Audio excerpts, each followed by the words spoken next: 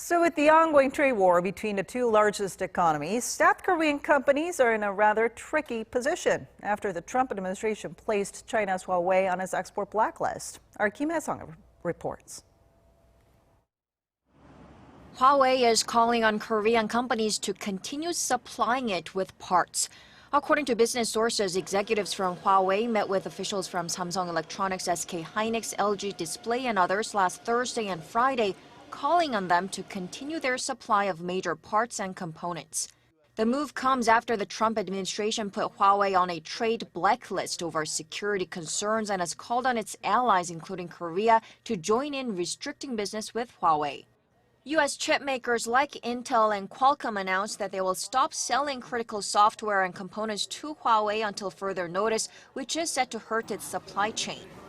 Korean companies, including Samsung Electronics and LG Display, supplied more than $10 billion of components to Huawei last year. That's about 6% of Korea's total exports to China.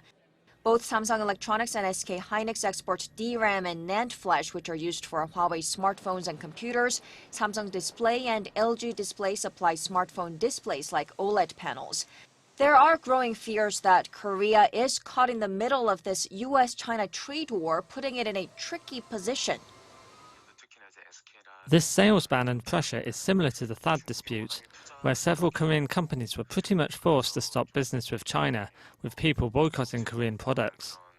But the tech field is even worse. Korean chipmakers have made long-term investments in China, including chips and batteries. They're intermediary products, not final consumer goods. It's all interconnected.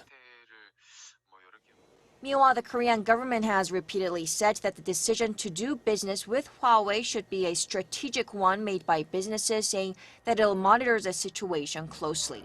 김혜성, Arirang News.